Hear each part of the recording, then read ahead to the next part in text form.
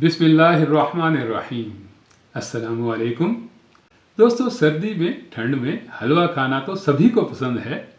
अब हलवा सूजी का हो या बेसन का, दोनों का कंपैरिजन करें ना, तो दोस्तों ज़्यादा हेल्थफुल, टेस्टी और मज़ेदार बेसन का हलवा होता है। बेसन में ही protein, fibre, iron, magnesium, potassium और बहुत सारे विटामिन होते हैं जो सर्दियों में हमारी बॉडी को चाहिए होते हैं। अब चीनी में हलवा बनाने से काफ़ी सारे हेल्थ बेनिफिट्स हमें नहीं मिलते हैं, तो इसे आज देसी गुड़ में बनाते हैं। देसी गुड़ और बेसन दोनों ही ऑर्गेनिक हैं, तो इनका हलवा बनाने के लिए आपको 2-4 चीज़ों का ख़ास ध्यान रखना होगा, जो मैं आपको आगे चलकर बताऊंगा। अभी तो जो बेसन आपने लेना है वो बारीक वाला बेसन ही लेना है। सालन वगैरह बनाने के लिए तो मोटा बेसन चल जाता है, पर हलवा बनाने में आपने बिल्कुल बारीक वाला बेसन लेना है। इसके साथ साथ में आपको इसके बराबर में गुड़ लेना है और गुड़ के बराबर में ही फुल क्रीम दूध चाहिए होगा। ड्राई फ्रूट्स में किशमिश, बादाम, पिस्ता और सब्ज़ इलायची के अलावा काजू भी ले लीजिएगा। और घी आपने बेसन से आधा लेना है। अब गुड़ की अगर आप बात करें तो गुड़ आपका असली होना चाहिए, और असली गुड़ की पहचान ये भी है कि ये इजी से, आसानी से टूट जाता है। इस तरीके से ये मैं तोड़ रहा हूँ।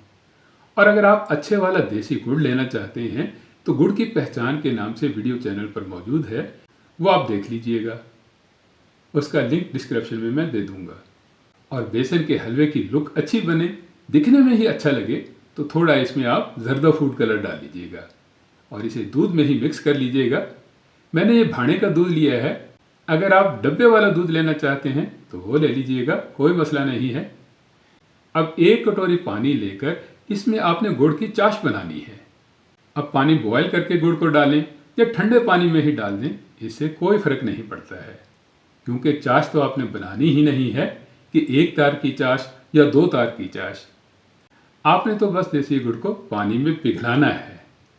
और गुड़ को पानी बनने में कोई बहुत ज़्यादा मेहनत होती है और ना ही कोई बहुत ज़्यादा टाइम लगता है, बल्कि आपने 2-4 बारी में इसे स्टर करके छोड़ देना है और बिल्कुल लो फ्लेम पर दूसरे चूल्हे पर रख देना है पकने के लिए। यह हल्की आंच पर पकता रहेगा और आप इतने में हलवे की तैयारी कर लेंगे। और हलवे की तैयारी करने के लिए बिल्कुल थोड़ा सा घी लेकर आपने इसे गर्म कर लेना है और गरम गरम घी में बादाम डाल देने हैं, पिस्ता डालना है और डाल देने हैं काजू। इनको दोस्तों बस थोड़ा सा आपने घी में रोस्ट करना है। रोस्ट करने से एक तो इनमें से नमी दूर हो जाएगी और दूसरा इनमें हल्का सा क्रंच आ जाएगा और खुशबू तो तेज़ होगी ही। बस थोड़ा सा गर्म करके इन्हें आपने निकाल लेना है। और इस बात पर शायद आपने ध्यान दिया हो या ना दिया हो कि मैंने किशमिश को साथ में ही रोस्ट नहीं किया है। दोस्तों, किशमिश काफ़ी नरम होती है, तो इसको बस थोड़ी सी ही हीट चाहिए होती है। बस इधर आपने इसे डालना है और 2-4 बारी में स्टर करके फटोफट से इसे निकाल लेना है। ज़्यादा देर घी में रोस्ट होने से ये जल जाएगी। अब इसमें आपने बाकी के घी को डाल लेना है और इसमें से भी थोड़ा सा बचा लेना है। बचाया हुआ घी कहाँ पर यूज़ करना है ये मैं आपको आगे चलकर बताऊंगा।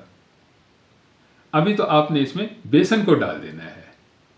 अब शुरू में तो बेसन की मोटी मोटी सी डलियां बनने लग जाएंगी, गुठलियां सी आ जाएंगी, लेकिन दोस्तों बराबर चम्मच हिलाने से ये रिमूव होती जाएंगी।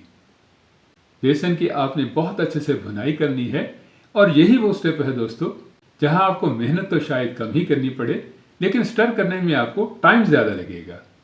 बस हाथ को आपने रोकना बिल्कुल नहीं है, बराबर हिलाते रहना है और इसमें आपको 5-7 मिनट तो लग ही जाएंगे।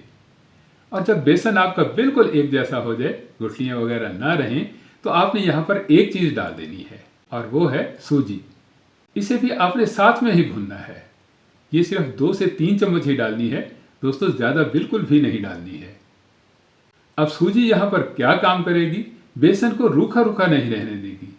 आगे जाकर जब हम दूध डालेंगे तो सूजी बेसन को जुड़ने में हेल्प करेगी, हलवे पर शाइनिंग सी आ जाएगी और हलवा आपका सूखा सूखा नहीं रहेगा। अब मुझे बेसन को सूजी को भूनते हुए 10 से 12 मिनट हो गए हैं। बेसन भूनने की खुशबू भी आने लग गई है, तो अब डाल देते हैं इसमें जर्दा कलर मिला हुआ दूध। और दूध को दोस्तों आप 2-3 स्टेप में ही डालिएगा। बेसन काफ़ी गर्म है, एकदम दूध डालने से ये छलक भी सकता है और छलकने से ये आपके हाथ पर भी आ सकता है। अब दूध डालते ही आप देखेंगे कि बेसन जुड़ने लग जाएगा और आहिस्ता आहिस्ता से कढ़ाई को छोड़ने लग जाएगा और आ जाएगा हलवा बनने की शेप में।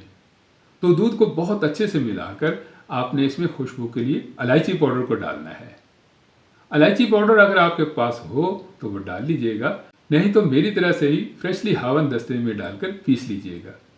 बस 1-2 मिनट में ही ये दरदरा दरदरा सा पाउडर बन जाएगा।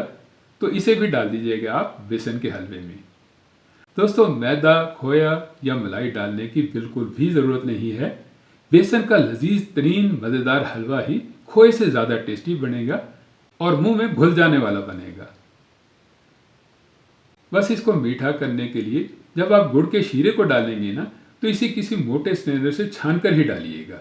देसी गुड़ आज भी उसी सादा तरीके से ही बनाया जाता है कि जैसे पहले बनाते थे, और ये गन्ने से बनता है तो इसमें कोई छोटे बड़े गन्ने के पार्टिकल आ सकते हैं, इसलिए आप इसे फिल्टर करके ही डालिएगा। अब याद रखने की बात यह है दोस्तों कि जितना आपने बेसन लिया है उससे डबल आपने इसमें पानी डालना है। तो मैंने पानी की 1 कटोरी दूध लिया है और 1 कटोरी पानी में गुड़ का शीरा बनाया है।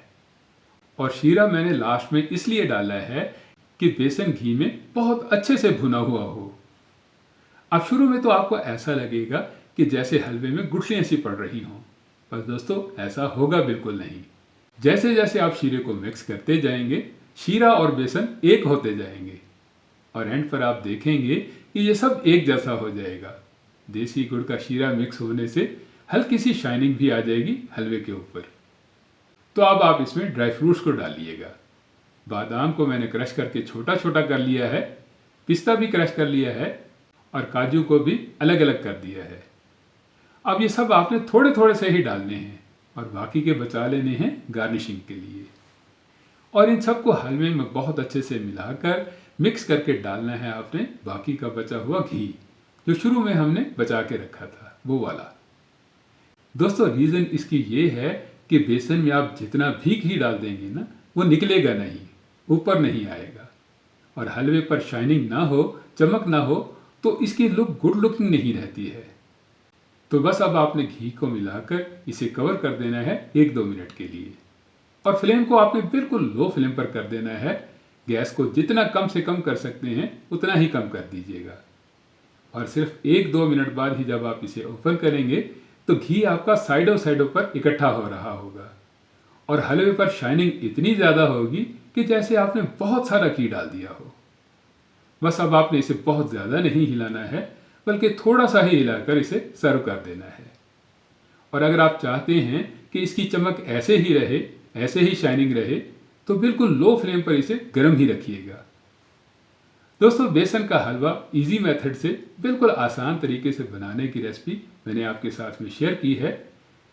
आपको मेरा यह तरीका कैसा लगा, फीडबैक ज़रूर दीजिएगा। वीडियो अच्छी लगी हो तो वीडियो को लाइक कीजिएगा, इसे अपने दोस्त अहबाब में शेयर कीजिएगा। मज़ीद मज़े की रेसिपीज़ के लिए मेरे चैनल को सब्सक्राइब कीजिएगा। मिलते हैं नेक्स्ट वीडियो में, तब तक के लिए अल्लाह हाफिज़।